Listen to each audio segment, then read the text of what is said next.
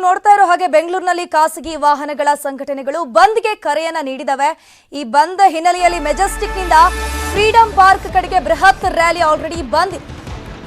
ಇನ್ನು ಬೆಂಗಳೂರಿನ ಹಲವಾರು ಕಡೆಗಳಿಂದ ಬೃಹತ್ ರ್ಯಾಲಿಯನ್ನು ಹಮ್ಮಿಕೊಳ್ಳಲಾಗಿದೆ. ಫ್ರೀಡಂ ಪಾರ್ಕ್ ಕಡೆಗೆ ಈಗಾಗಲೇ ಹಲವಾರು ಕಾರ್ಯಕರ್ತರು ಬಂದು ಜಮಾಯಿಸಿದ್ದಾರೆ ಫ್ರೀಡಂ ಪಾರ್ಕ್ ಬಳಿ. ಇನ್ನು ಕೆಲವೇ ಕ್ಷಣದಲ್ಲಿ ಫ್ರೀಡಂ ಪಾರ್ಕ್ನಲ್ಲಿ ಸಮಾವೇಶ ಶುರುವಾಗಲಿದೆ. ಇನ್ನು ಇದೇ ವಿಚಾರಕ್ಕೆ ಸಂಬಂಧಪಟ್ಟಂತೆ ಫ್ರೀಡಂ ಪಾರ್ಕ್ಗೆ ಸಾರಿಗೆ ಸಚಿವರು ರಾಮಲಿಂಗಾರೆಡ್ಡಿ ಅವರು ಬರಲಿದ್ದಾರೆ. ಸಂಘಟನೆಗಳ ಮನವಿ, ಅವರ ಬೇಡಿಕೆ ಏನಿದೆ ಅದನ್ನ ಆಲಿಸಲಿದ್ದಾರೆ ರಾಮಲಿಂಗಾರೆಡ್ಡಿ ಅವರು.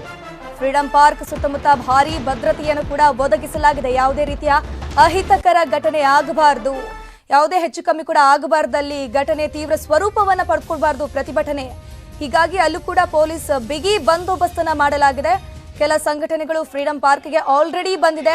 ಇನ್ನೊಂದಿಷ್ಟು ಸಂಘಟನೆಗಳು ರ್ಯಾಲಿಯನ್ನ ಹಮ್ಮಿಕೊಂಡಿದ್ದು ಆ ರ್ಯಾಲಿಗಳು ಫ್ರೀಡಂ ಪಾರ್ಕ್ನತ್ತ ಬರ್ತಾ ಇರುವಂತಹದ್ದು ದೃಶ್ಯದಲ್ಲಿ ನೀವು ನೋಡ್ತಾ ಇರಬಹುದು. ಫ್ರೀಡಂ ಪಾರ್ಕ್ಗೆ ಹಲವಾರು ಕಾರ್ಯಕರ್ತರು ಬಂದಿದ್ದಾರೆ. ಆಟೋ ಚಾಲಕರಿರಬಹುದು, ಟ್ಯಾಕ್ಸಿ ಚಾಲಕರಿರಬಹುದು, ಆಲ್ರೆಡಿ ಬಂದಿರುವಂತಹದ್ದು.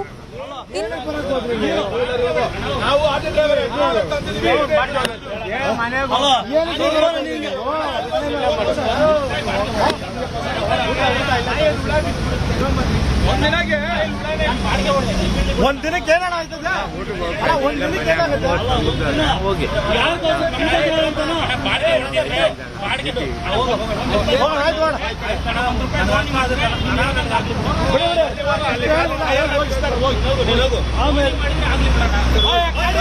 ಸಾರಿಗೆ ಸಚಿವ ರಾಮಲಿಂಗಾರೆಡ್ಡಿ ಅವರು ಕೂಡ ರಿಯಾಕ್ಟ್ ಮಾಡಿದ್ದಾರೆ. ಏನಪ್ಪಾ ಅಂತಂದ್ರೆ ನಿನ್ನೆ ಮೊನ್ನೆಲ್ಲ ಹೇಳ್ತಾ ಇದ್ರು ಏನಂದ್ರೆ ಅವರು ಪ್ರತಿಭಟನೆ ಮಾಡೋದು ಮಾಡ್ಲಿ, ನಾವು ನಮ್ಮ ಕೆಲಸವನ್ನ ಮಾಡ್ತೀವಿ ಅಂತ ಹೇಳಿದ್ರು.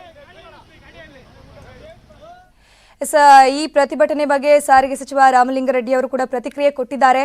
ನಮ್ಮ ಪ್ರತಿನಿಧಿ ಆಶಿಕ್ ಮುಲ್ಕಿ ರಾಮಲಿಂಗಾರೆಡ್ಡಿ ಅವರನ್ನ ಮಾತನಾಡಿಸಿದ್ದಾರೆ, ಬನ್ನಿ ನೋಡೋಣ. ಖಾಸಗಿ ವಾಹನಗಳ ಬೆಂಗಳೂರು ಬಂದ್ ಈಗ ಜಾರಿಯಲ್ಲಿರುವಂತದ್ದು. ಮೆಜೆಸ್ಟಿಕ್ನಿಂದ ಫ್ರೀಡಂ ಪಾರ್ಕ್ ಕಡೆಗೆ ಈಗಾಗಲೇ ಖಾಸಗಿ ವಾಹನಗಳ ಒಕ್ಕೂಟ ನೇತೃತ್ವದಲ್ಲಿ ಜಾಥಾ ಕೂಡ ನಡೀತಾ ಇದೆ. ಬೆಳ್ಳಂಬೆಳಗ್ಗೆಯಿಂದ ಬೆಂಗಳೂರಿನಲ್ಲಿ ಇದರೊಂದು ಸಣ್ಣ ಪ್ರಮಾಣದ ಒಂದು ಎಫೆಕ್ಟ್ ತಟ್ಟಿದೆ ಅಂತ ಹೇಳಬೇಕಾಗುತ್ತೆ. ಸೊ ಇದ್ರ ಬಗ್ಗೆ ಮಾತನಾಡೋದಕ್ಕೆ ನ್ಯೂಸ್ 18 ಜೊತೆ ಸದ್ಯಕ್ಕೆ ಸಾರಿಗೆ ಸಚಿವರಾಗಿರುವಂತಹ ರಾಮಲಿಂಗಾರೆಡ್ಡಿ ಅವರನ್ನು ಮಾತಾಡ್ಸೋಣ. ಸರ್, ಖಾಸಗಿ ವಾಹನಗಳ ಒಕ್ಕೂಟ ಸಂಘಟನೆ ಸಾಕಷ್ಟು ಬೇಡಿಕೆಯನ್ನ ನಿಮ್ಮ ಮುಂದೆ ಇಟ್ಟಿತ್ತು. ಸೊ ಸರ್ಕಾರ ಜೊತೆ ಮಾತುಕತೆ ನಡೀತಾ ಇರುವಾಗಲೇ ಬೆಂಗಳೂರು ಬಂದ್ಗೆ ಹೋಗಿದ್ದಾರೆ. ಇವತ್ತು ನಡೀತಾ ಇದೆ, ಏನ್ ಹೇಳ್ತೀರಿ? ಒಕ್ಕೂಟ ಮತ್ತು ಈ ಟ್ರಾನ್ಸ್ಪೋರ್ಟಲ್ಲಿ ದಶಕಗಳಿಂದ ಕೆಲಸ ಮಾಡ್ತಾ ಇರ್ತಕ್ಕಂಥ ಅನೇಕ ಸಂಘಗಳಿದೆ. ಅವರು ಒಂದು 30 ಬೇಡಿಕೆಗಳಿಟ್ಟು ಸ್ಟ್ರೈಕ್ ಕಾಲ್ ಫಾರ್ ಮಾಡಿದ್ರು. ಅದಕ್ಕೆ ಮುಂಚೆ ನಾನು ಭೇಟಿನೇ ಮಾಡಿರಲಿಲ್ಲ. ಅವರು ಒಂದೇ ಸಲ ಸ್ಟ್ರೈಕ್ ಮಾಡ್ತೀವಿ, ಬಂದ್ ಮಾಡ್ತೀವಿ ಅಂತ ಮಾಡಿದರು. ನಾನೇ ಅವ್ರಿಗೆ ಕರೆಸಿ ಅವ್ರ ಬೇಡಿಕೆಗಳನ್ನೆಲ್ಲ ನೋಡಿದೆ. ಅದರಲ್ಲಿ 2 ಬೇಡಿಕೆ ಮಾತ್ರ ನಮ್ಮ ಸರ್ಕಾರ ಬಂದ ಮೇಲೆ ಆಗಿರ್ತಕ್ಕಂಥ ಇಶ್ಯೂ. ಒಂದು, ಶಕ್ತಿಯಿಂದ ನಮ್ಗೆ ನಷ್ಟ ಆಗ್ತಾ ಇದೆ ಅಂತ ಒಂದು. ಎರಡನೇದು ಟ್ಯಾಕ್ಸ್ ಜಾಸ್ತಿ ಮಾಡಿದ್ದು. ಇನ್ನು ಉಳಿದಿರ್ತಕ್ಕಂಥ 28 ಬೇಡಿಕೆ ಹಳೆಯವು, ಇದೆಲ್ಲ 4-5 ವರ್ಷ ಹಳೆಯದು. ಆಮೇಲೆ ಅವರ ಮೊದಲು ಪ್ರಮುಖ ಬೇಡಿಕೆ 10,000 ರೂಪಾಯಿ ಕೊಡಬೇಕು ವಾಹನ ಚಾಲಕರಿಗೆ, ಯಾರಿಗೆ ಆಟೋದವರು ಓಡಿಸೋರಿಗೆ ಅಂತ ಕೇಳ್ತಾರೆ. ಅದರ ಪ್ರಕಾರ 3,65,000 ವಾಹನ ಚಾಲಕರಿದ್ದಾರೆ ಆಟೋ ಓಡಿಸೋರು. ವರ್ಷಕ್ಕೆ ಲೆಕ್ಕ ಹಾಕಿದ್ರೆ 4,350 ಕೋಟಿ ಬೇಕಾಗುತ್ತೆ. ಆಮೇಲೆ ಖಾಸಗಿ ಬಸ್ ಶಕ್ತಿಗೆ ಸೇರಿಸಿ ಅಂತಾರೆ, 1,000 ಕೋಟಿ ಬೇಕಾಗುತ್ತೆ. 5,500 ಕೋಟಿ ಬೇಕಾಗುತ್ತೆ. ಇದು ನನ್ನ ಕೈಯಲ್ಲಿ ಆಗಲ್ಲ, ಮುಖ್ಯಮಂತ್ರಿಗಳ ಹತ್ರ ಮಾತಾಡಬೇಕು. ಹಣಕಾಸಿಗೆ ಸಂಬಂಧಪಟ್ಟಿದ್ದು 5,500 ಕೋಟಿ ಅಂತೇಳಿ ಮುಖ್ಯಮಂತ್ರಿಗಳ ಹತ್ರ ಒಂದು ಮೀಟಿಂಗ್ ಮಾಡಿಸ್ದೆ. ಇವತ್ತು ಯಾರು ಬಂದು ಕರೆದಾರೆ ಅವ್ರು ಬರಲೇ ಇಲ್ಲ, ಮೀಟಿಂಗೇ ಬರಲಿಲ್ಲ. ಬೇರೆಯವ್ರು ಬಂದಿದ್ರು, ಇವ್ರು ಬರಲಿಲ್ಲ. ಕಾರಣ ಕೇಳಿದ್ರೆ ಏನೋ ಆಫೀಸರ್ಸ್ ಏನೋ ಫೋನಲ್ಲಿ ಮಾತಾಡಿದಾಗ ಏನೋ ಹೇಳ್ಬಿಟ್ರಂತೆ. ಆಮೇಲೆ ನಾವು 35 ಜನ ಇದ್ದೀವಿ, 35 ಜನಕ್ಕೂ ಕರೀಬೇಕು ಅಂತ ಹೇಳ್ತಾರೆ. ಕೃಷ್ಣ ಮುಖ್ಯಮಂತ್ರಿಗಳ ಕಚೇರಿಯಲ್ಲಿ ಎಷ್ಟು ಮ್ಯಾಕ್ಸಿಮಮ್ ಅಂದರೆ ಒಂದು 25 ಜನ ಕೂತ್ಕೋಬಹುದು. ಇವರು 35 ಜನಕ್ಕೂ ಕರೀಬೇಕು ಅಂತ ಹೇಳಿದ್ರು. ಅದಕ್ಕೆ ಬರಲಿಲ್ವಂತೆ. ಮತ್ತೆ ಈಗ ಬಂದ್ ಮಾಡ್ತೀವಿ ಅಂತ ಹೇಳಿದ್ದಾರೆ. ಮೊನ್ನೆ ಕ್ಯಾಬಿನೆಟ್ ಹಿಂದಿನ ದಿನಾನೂ ಅವರು ಬಂದಿದ್ರು, ಅವತ್ತು ಮಾತಾಡಿದೆ. ನೆನ್ನೆ ರಾತ್ರಿ ಕೂಡ ಬಂದಿದ್ರು, ನೆನ್ನೆ ರಾತ್ರಿ ಕೂಡ ಮಾತಾಡಿದ್ದೀನಿ. ಯಾವುದಾಗುತ್ತೆ ಯಾವುದಾಗಲ್ಲ ಅಂತ ಭಾಳ ಸ್ಪಷ್ಟವಾಗಿ ಅವರಿಗೆ ಹೇಳಿದ್ದೀನಿ. ಮತ್ತು ಮನವಿ ಪತ್ರ ಕೊಡ್ತೀವಿ ಅಂತ ಹೇಳಿದ್ದಾರೆ. ನನ್ನನ್ನು ಕೂಡ ಕರೆದಿದ್ದಾರೆ. 12:30ಗೆ ಬರ್ತೀನಿ ಅಂತ ಹೇಳಿದ್ದೀನಿ. 12:30 ಹೋಗಿ ಮನವಿ ಪತ್ರ ತಗೊಳ್ತೀನಿ. ಮತ್ತು ನಮ್ಮ ಟ್ರಾನ್ಸ್ಪೋರ್ಟ್ ಇಲಾಖೆಯಿಂದ BMTCಯಿಂದ 500 ಹೆಚ್ಚುವರಿ ಬಸ್ಗಳನ್ನು ಹಾಕಿದ್ದೀವಿ. 4,000 ಟ್ರಿಪ್ಸು ಜಾಸ್ತಿ ಮಾಡಿದ್ದೀವಿ. ಮೆಟ್ರೋದವರು ಕೂಡ ಹೆಚ್ಚುವರಿ ಅವಶ್ಯಕತೆ ಇದ್ದರೆ ಹಾಕ್ತೀನಿ ಅಂತ ಹೇಳಿದ್ದಾರೆ. ಎಲ್ಲ ಕಡೆ ಪೊಲೀಸು ಅಲರ್ಟ್ ಆಗಿದೆ. ಸಣ್ಣ ಪುಟ್ಟ ಘಟನೆ ಬಿಟ್ಟರೆ ಎಲ್ಲೂ ಏನು ಅಹಿತಕರ ಘಟನೆಗಳು ಏನು. ಬೇಡಿಕೆಗಳಲ್ಲಿ ಈ ಒಂದು ನಿಮ್ಮ ಸರ್ಕಾರ ಈಡೇರಿಸಬಹುದು ಅಥವಾ ನಾವು ಈಡೇರಿಸುವಂತ ಭರವಸೆಯನ್ನು ಕೊಡ್ತೀವಿ ಅನ್ನುವಂತ ಬೇಡಿಕೆಗಳು ಯಾವ್ಯಾವಿದೆ ಸರ್? ಬೇಡಿಕೆಗಳು ಬಹಳಷ್ಟು ಬೇಡಿಕೆಗಳು. ಒಂದು ಕೋರ್ಟಲ್ಲಿರ್ತಕ್ಕಂಥದ್ದು, ಒಳ್ಳೆ ಅಡ್ವೊಕೇಟ್ ಇಟ್ಟು ರ್ಯಾಪಿಡೋ ಬೈಕ್ ಬಗ್ಗೆ ಮತ್ತು ಓಲಾ ಊಬರ್ ಬಗ್ಗೆ ಇನ್ನೊಂದೆರಡು ಟ್ಯಾಕ್ಸ್ ಸಂಬಂಧಪಟ್ಟ ಹಾಗೆ ಇದು ಕೋರ್ಟಲ್ಲಿದೆ. ಒಳ್ಳೆ ಸೀನಿಯರ್ ಅಡ್ವೊಕೇಟ್ಗೆ ಇಟ್ಟು ಪರ್ಸ್ಯೂ ಮಾಡಿ ಬೇಗ ಮಾಡಿಸ್ತೀನಿ ಅಂತ ಈಗಾಗಲೇ ಅವರಿಗೆ ಹೇಳಿದ್ದೀನಿ. ಅದು ನಮ್ಮ ಆಯುಕ್ತರು ಕೂಡ ಆ ಕೆಲಸದ ಮೇಲಿದ್ದಾರೆ. ಆಮೇಲೆ ಇಂದಿರಾ ಕ್ಯಾಂಟೀನ್ ಬೇಕು ಅಂತ ಹೇಳಿದ್ದಾರೆ. ಒಂದು ಮಂಡಳಿ ಮಾಡಿಕೊಡ್ಬೇಕು ಅಂತ ಹೇಳಿದ್ದಾರೆ. ಇದು ಭಾಳ ವರ್ಷದ ಬೇಡಿಕೆ ಹೇಳಿದೆಲ್ಲ, 4-5 ವರ್ಷದ್ದು. ಆಮೇಲೆ ಸ್ಕಾಲರ್ಶಿಪ್ ಬಗ್ಗೆ ಮತ್ತು ವಸತಿ ಸೌಕರ್ಯದ ಬಗ್ಗೆ ಮತ್ತು ಲೋನು, ಆಟೋ ತಗೊಳ್ಳೋದಕ್ಕೆ ಲೋನ್ ಬಗ್ಗೆ ಮತ್ತು ಈ ಪರ್ಮಿಟ್ಸ್ ಬಗ್ಗೆ, ಇಂಟರ್ಸ್ಟೇಟ್ ಪರ್ಮಿಟ್ಸ್ ಬಗ್ಗೆ ಇದೆಲ್ಲ ಇದೆ. ಅದೆಲ್ಲ ಕೆಲವು ನನ್ನ ಕೈಯಲ್ಲೇ ಇದೆ, ಮಾಡಿದ್ದೀನಿ. ಇನ್ನು ಕೆಲವು ಕಾಲಾವಕಾಶ ಕೇಳಿ ಕೆಲವು ರೂಲ್ಸ್ ಫ್ರೇಮ್ ಮಾಡಬೇಕು, ಕೆಲವಕ್ಕೆ ಅಮೆಂಡ್ಮೆಂಟ್ ಆಗಬೇಕು. ಇದೆಲ್ಲ ಕೂಡ ಮಾಡ್ತೀನಿ ಅಂತ ಹೇಳಿದ್ದೀನಿ. ಮತ್ತು ಅವರು, ನಾನು ಟ್ರಾನ್ಸ್ಪೋರ್ಟ್ ಮಿನಿಸ್ಟರ್ ಆಗಿ ನಮ್ಮ ಇಲಾಖೆಗೆ ಸಂಬಂಧಪಟ್ಟಿದ್ದನ್ನು ಅವ್ರು ಕೇಳಿದ್ರು ಮಾಡ್ತೀನಿ, ಕೇಳದೇ ಇದ್ರು ಮಾಡ್ತೀನಿ. ಈಗ ಇದೆಲ್ಲ ಕೂಡ 4-5 ವರ್ಷ ಹಳೇದು. ಹಿಂದೆ ಇದ್ದಂಥವ್ರು ಆಸಕ್ತಿ ವಹಿಸಿದರೆ ಇದೆಲ್ಲ ಅರ್ಧ ಇರ್ತಾನೆ ಇರಲಿಲ್ಲ. ಈಗೇನಾಗಿದೆ, 30 ಬೇಡಿಕೆಗಳಲ್ಲಿ 28 ಬೇಡಿಕೆ 4-5 ವರ್ಷ ಹಳೆಯದು. 2 ಬೇಡಿಕೆ ಮಾತ್ರ ನಮ್ಮ ಸರ್ಕಾರ ಬಂದ ಮೇಲೆ ಆಗಿರ್ತಕ್ಕಂಥದ್ದು. ಅದೆರಡೂ ಕೂಡ ಮುಖ್ಯಮಂತ್ರಿಗಳು ತೀರ್ಮಾನ ತಗೋಬೇಕು. ಮುಖ್ಯಮಂತ್ರಿಗಳು ತೀರ್ಮಾನ ತಗೊಂಡ್ರು 5,500 ಕೋಟಿ ಬೇಕಾಗುತ್ತೆ. ಇಡೀ ನಮ್ಮ ಶಕ್ತಿಗೇನೆ ನಾವು ಖರ್ಚು ಮಾಡ್ತಿರ್ತಕ್ಕಂಥದ್ದು 3,500 ಕೋಟಿ.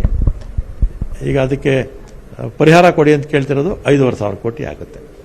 ಈ ಒಂದು ಬೆಂಗಳೂರು ಬಂದ ಮೇಲೆ ಹಿಂದಿನ ಸರ್ಕಾರದ ನಿರ್ಲಕ್ಷ್ಯ ಮತ್ತೆ ವೈಫಲ್ಯ ಅದರದೊಂದು ಇಂಪ್ಯಾಕ್ಟ್ ಇದೆಯಾ ಸರ್ ಇದ್ರ ಮೇಲೆ? ಈಗ 28 ಬೇಡಿಕೆಗಳು 4-5 ವರ್ಷ ಅದರಿಂದ ಇರ್ತಕ್ಕಂಥದ್ದು. ಅದನ್ನು ನೀವೇ ಅನಲೈಸ್ ಮಾಡಿ ಸರ್. ಇವತ್ತು ಬೆಳಿಗ್ಗೆ ಬೆಂಗಳೂರು ಬಂದ್ ಅನ್ನುವಂಥ ನೆಪದಲ್ಲಿ ಕೆಲವೊಂದಿಷ್ಟು ಕಡೆ ಆಟೋ ಚಾಲಕರ ಮೇಲೆ ಹಲ್ಲೆ ಆಗಿರುವಂಥದ್ದು, ಮೊಟ್ಟೆ ಎಸ್ತಿದ್ದಾರೆ, ಕ್ಯಾಬ್ ಗಾಜುಗಳನ್ನು ಪುಡಿ ಪುಡಿ ಮಾಡಿದ್ದಾರೆ. ಸೊ ಇದನ್ನೆಲ್ಲ ನೀವು ಸಾರಿಗೆ ಸಚಿವರಾಗಿ ಜವಾಬ್ದಾರಿಯುತ ಜಾಗದಲ್ಲಿ ಕೂತು ಯಾವ ತರಹದ ಕ್ರಮಗಳಿಗೆ ಮುಂದಾಗ್ತಿದ್ದೀರಿ? ದಯಾನಂದ್ ಅವರು, ನಮ್ಮ ಪೊಲೀಸ್ ಆಯುಕ್ತರು, 4-5 ದಿವಸಕ್ಕೆ ಮುಂಚೆ ಅವ್ರು ಮಾತಾಡಿದ್ದೀನಿ. ಮೊನ್ನೆ ಇವತ್ತು ಕೂಡ ಬೆಳಿಗ್ಗೆ ಮಾಡಿದ್ರು. ಸಣ್ಣ ಪುಟ್ಟ ಅಹಿತಕರ ಘಟನೆಗಳು ಈ ಥರ ಮಾಡಿದ್ದಾರೆ, ಅವ್ರನ್ನ ವೈಂಡ್ ಅಪ್ ಮಾಡಿದ್ದಾರೆ. ಮತ್ತು ಯಾರೂ ಕಾನೂನನ್ನು ಕೈಗೆ ತಗೋಬಾರ್ದು. ಪ್ರತಿಭಟನೆ ಮಾಡೋದಕ್ಕೆ ಅವ್ರ ಹಕ್ಕಿದೆ, ಮಾಡಿಕೊಳ್ಳಿ, ಯಾರೇನು ಅಡ್ಡಿ ಮಾಡೋಕ್ಕಾಗಲ್ಲ. ಆದರೆ ಬೇರೆಯವ್ರ ಮೇಲೆ ದಬ್ಬಾಳಿಕೆ ಮಾಡೋಕ್ಕೋದ್ರೆ ಪೊಲೀಸ್ ಆ್ಯಕ್ಷನ್ ತಗೊಳ್ತಾರೆ. ಆಮೇಲೆ BJP ಪಕ್ಷ ಕಟೀಲ್ ಅವರು, ನಾವು ನಿಮ್ಮ ಜೊತೆ ನೈತಿಕವಾಗಿ ನಿಮ್ಮ ಜೊತೆಲಿದ್ದೀವಿ ಅಂತ ರಾತ್ರಿ ಟ್ವೀಟ್ ಮಾಡ್ತಾರೆ. ಯಾರು? ಕಟೀಲ್ ಅವರು. ಕಟೀಲ್ ಅವರಿಗೆ ಒಂದು ಪ್ರಶ್ನೆ ನಿಮ್ಮ ಮಾಧ್ಯಮದ ಮುಖಾಂತರ. 4 ವರ್ಷದಿಂದ ಯಾವ ಸರ್ಕಾರ ಇತ್ತು? ನಿಮ್ಮ ಸರ್ಕಾರ ಇತ್ತು, ನಿಮ್ಮದೇ ಮುಖ್ಯಮಂತ್ರಿ, ನಿಮ್ಮದೇ ಟ್ರಾನ್ಸ್ಪೋರ್ಟ್ ಮಿನಿಸ್ಟ್ರು. 28 ಸಮಸ್ಯೆಗಳು ನಿಮ್ಮ ಸರ್ಕಾರದಲ್ಲಿದ್ದಾಗಲಿಂದಲೂ ಹಾಗೇ ಇದೆ. ಯಾಕಪ್ಪ ನೀವು ಕಟೀಲ್ ಅವರು ನಿಮ್ಮ ಮಂತ್ರಿಗಳಿಗೆ ಹೇಳಿ, ನಿಮ್ಮ ಮುಖ್ಯಮಂತ್ರಿಗಳಿಗೆ ಹೇಳಿ ಈ ಪ್ರಾಬ್ಲಮ್ ಸಾಲ್ವ್ ಮಾಡಲಿಲ್ಲ? ಇವತ್ತು ನೈತಿಕವಾಗಿ ನಿಮ್ಮ ಜೊತೆಲಿದ್ದೀವಿ ಅಂತ ಟ್ವೀಟ್ ಮಾಡ್ತಾರೆ ಕಟೀಲು, BJP ಪಕ್ಷದ ಅಧ್ಯಕ್ಷರು.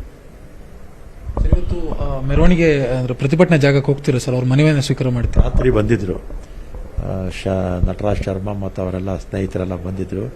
ಮನವಿ ಪತ್ರ ಕೊಡ್ತೀವಿ ಅಂತ ಹೇಳಿದ್ದಾರೆ. ಬರಬೇಕು ಅಂತ ಹೇಳಿದ್ದಾರೆ. ಬರ್ತೀನಿ ಅಂತ ಹೇಳಿದ್ದೀನಿ. ಅವ್ರಿಗೆ ರಾತ್ರಿನೂ ಕೂಡ ಯಾವುದಾಗುತ್ತೆ ಯಾವುದಾಗಲ್ಲ ಅಂತ ಭಾಳ ಸ್ಪಷ್ಟವಾಗಿ ಹೇಳಿದ್ದೀನಿ. ಕೊನೆಯದಾಗಿ ಈ ಒಂದು ಪ್ರತಿಭಟನೆ ಬಗ್ಗೆ, ಖಾಸಗಿ ವಾಹನಗಳ ಒಕ್ಕೂಟದ ಈ ಒಂದು ನಿರ್ಧಾರದ ಬಗ್ಗೆ ಏನು ಹೇಳ್ತೀರಾ? ಯಾವುದೇ ಬೇಡಿಕೆ ಯಾರೇ ಇಟ್ಟಿರಲಿ, ಒಕ್ಕೂಟ ಇಟ್ಟಿರಲಿ, ಇಂಡಿವಿಜುವಲ್ ಆಗಿ ಇಟ್ಟಿರಲಿ, ಯಾವುದು ಆಗುತ್ತೆ ಪ್ರಾಕ್ಟಿಕಲ್ ಆಗಿ ಅದನ್ನು ಸರ್ಕಾರದ ಮುಂದೆ ಇಡಿ. ನಮ್ಮ ಸರ್ಕಾರ ಅಂತಲ್ಲ, ಯಾವುದೇ ಸರ್ಕಾರದ ಮುಂದೆ ಆಗದೇ ಇರ್ತಕ್ಕಂಥದ್ದನ್ನು, ಕ್ಲಿಷ್ಟಕರವಾಗಿರ್ತಕ್ಕಂಥದ್ದನ್ನು ಸರ್ಕಾರಗಳ ಮುಂದೆ ಬೇಡಿಕೆ ಇಟ್ಬಿಟ್ಟು ಹೋರಾಟ ಮಾಡಬೇಡಿ ಅಂತ ಹೇಳ್ತೀನಿ ಅಷ್ಟೆ. ಆಗುವಂಥದ್ದನ್ನು ಹೇಳಿ, ಖಂಡಿತ ಮಾಡ್ಕೊಳ್ಳೋಣ. ಆಮೇಲೆ ಇವರು ಸ್ಟ್ರೈಕ್ ಮಾಡ್ತಾರೆ ಅಂತಲ್ಲ, ಇವರು ಸ್ಟ್ರೈಕ್ ಮಾಡಲಿ ಮಾಡದೆ ಹೋಗಲಿ, ನಮ್ಮ ಇಲಾಖೆಗೆ ಸಂಬಂಧಪಟ್ಟಿದ್ದು ಏನೇನು ಸಮಸ್ಯೆಗಳಿದೆ ಅದನ್ನು ಸಾಮಾನ್ಯ ಪ್ರಜೆ ಬಂದರೂ ಕೂಡ ನಾನು ಅಟೆಂಡ್ ಮಾಡ್ತೀನಿ. ಇದಿಷ್ಟು ಸಾರಿಗೆ ಸಚಿವ ರಾಮಲಿಂಗಾರೆಡ್ಡಿ ಅವರ ಮಾತು. ಕ್ಯಾಮರಾ ಪರ್ಸನ್ ಶಿವಪ್ಪ ಜೊತೆ ಅಶೋಕ್ ಮುಲ್ಕಿ, ನ್ಯೂಸ್ 18 ಬೆಂಗಳೂರು. ಬಗ್ಗೆ ಬೊಮ್ಮಾಯಿ ಪ್ರತಿಕ್ರಿಯೆಯನ್ನ ನೀಡಿದ್ದಾರೆ. ಖಾಸಗಿ ಬಸ್ ಮಾಲೀಕರ ಸಮಸ್ಯೆ ಬಗೆಹರಿಸಿಲ್ಲ, ಕೇವಲ ಸುಮ್ಮನೆ ಮೀಟಿಂಗ್ ಮಾತ್ರ ಮಾಡ್ತಾರೆ ಇವರು ಅಂತ ಮಾಜಿ ಸಿಎಂ ಬೊಮ್ಮಾಯಿ ಅವರು ಒಂದು ರಿಯಾಕ್ಟ್ ಮಾಡಿರುವಂತಹದ್ದು. ಖಾಸಗಿ ಬಸ್ ಮಾಲೀಕರು ವಿಶ್ವಾಸವನ್ನ ಕಳೆದುಕೊಂಡಿದ್ದಾರೆ. ರಾಜ್ಯ ಸರ್ಕಾರದವರು ಖಾಸಗಿ ಬಸ್ ಮಾಲೀಕರ ವಿಶ್ವಾಸವನ್ನ ಕಳೆದುಕೊಂಡಿದ್ದಾರೆ. ರಾಜ್ಯ ಸರ್ಕಾರ ಎಚ್ಚೆತ್ತು ಬೇಡಿಕೆಯನ್ನ ಈಡೇರಿಸಬೇಕು ಅಂತ ಹುಬ್ಬಳ್ಳಿಯಲ್ಲಿ ಮಾಜಿ ಸಿಎಂ ಬಸವರಾಜ ಬೊಮ್ಮಾಯಿ ಹೇಳಿಕೆಯನ್ನ ಕೊಟ್ಟಿದ್ದಾರೆ. ನಮ್ಮ ಈಗಿನ ರಾಜ್ಯ ಸರ್ಕಾರ ಏನಿದೆ, ಅವರು ಖಾಸಗಿ ಚಾಲಕರ ವಿಶ್ವಾಸವನ್ನ ಕಳೆದುಕೊಂಡಿದ್ದಾರೆ. ಅವರ ಬೇಡಿಕೆಯನ್ನ ಆದಷ್ಟು ಬೇಗ ಈಡೇರಿಸಬೇಕು, ರಾಜ್ಯ ಸರ್ಕಾರ ಎಚ್ಚೆತ್ಕೊಳ್ಬೇಕು. ಯಾಕಂದ್ರೆ ಇದೀಗ ಬೆಂಗಳೂರಿನಲ್ಲಿ ಮಾತ್ರ ಆಗ್ತಾ ಇದೆ, ಇನ್ನು ರಾಜ್ಯದೆಲ್ಲೆಡೆ ಇಂತಹ ಪ್ರತಿಭಟನೆ ಆಗುವಂತಹ ಸಾಧ್ಯತೆ ಇದೆ. ಹಾಗಾಗಿ ಎಚ್ಚೆತ್ತು ಬೇಡಿಕೆಯನ್ನ ಈಡೇರಿಸಬೇಕು ಅಂತ ಹುಬ್ಬಳ್ಳಿಯಲ್ಲಿ ಬಸವರಾಜ ಬೊಮ್ಮಾಯಿ ಅವರೊಂದು ಹೇಳಿಕೆಯನ್ನ ಕೊಟ್ಟಿದ್ದಾರೆ. ನೋಡಿ, ಖಾಸಗಿ ವಾಹನಗಳ ಸಮಸ್ಯೆನ ಬಗೆಹರಿಸ್ತೀವಿ ಅಂತ ಸುಮ್ಮನೆ ಮೀಟಿಂಗ್ ಮಾಡಿ ಅವ್ರಿಗೆ ಈ ಸರ್ಕಾರದ ಮೇಲೆ ಪ್ರಾರಂಭದಲ್ಲಿ ಭಾಳ ವಿಶ್ವಾಸ ಇತ್ತು, ಏನೆಲ್ಲವನ್ನು ಮಾಡಿಬಿಡ್ತಾರೆ ಅಂತ. ಈಗ ಅವ್ರ ವಿಶ್ವಾಸವನ್ನು ಕಳ್ಕೊಂಡಿದ್ದಾರೆ, ಅದಕ್ಕಾಗಿ ಬೀದಿಗೆ ಇಳಿದಿದ್ದಾರೆ, ಪ್ರತಿಭಟನೆ ಮಾಡ್ತಾಯಿದ್ದಾರೆ. ಈಗಲಾದರೂ ಸರ್ಕಾರ ಎಚ್ಚೆತ್ತು ಅವ್ರ ಬೇಡಿಕೆಗಳನ್ನು ಈಡೇರಿಸೋದಕ್ಕೆ ಪ್ರಯತ್ನಗಳನ್ನು ಮಾಡಬೇಕು. ಯಾಕಂದರೆ ಅಲ್ಟಿಮೇಟ್ಲಿ ಇದು ಸಾರ್ವಜನಿಕರಿಗೆ ತೊಂದರೆ ಆಗೋದಿಲ್ಲ. ಇದರಿಂದ ಸಾರ್ವಜನಿಕರಿಗೆ, ಹೆಣ್ಣು ಮಕ್ಕಳಿಗೆ, ಆಸ್ಪತ್ರೆ ಹೋಗೋರಿಗೆ, ಶಾಲೆಗೆ ಹೋಗೋರಿಗೆ, ಕೆಲಸಕ್ಕೆ ಹೋಗೋರಿಗೆ, ಜನಸಾಮಾನ್ಯರಿಗೆ ತೊಂದರೆ ಆಗ್ತದೆ.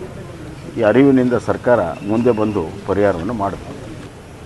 ನೋಡಿ, ಖಾಸಗಿ ವಾಹನಗಳ ಸಮಸ್ಯೆನ ಬಗೆಹರಿಸ್ತೀವಿ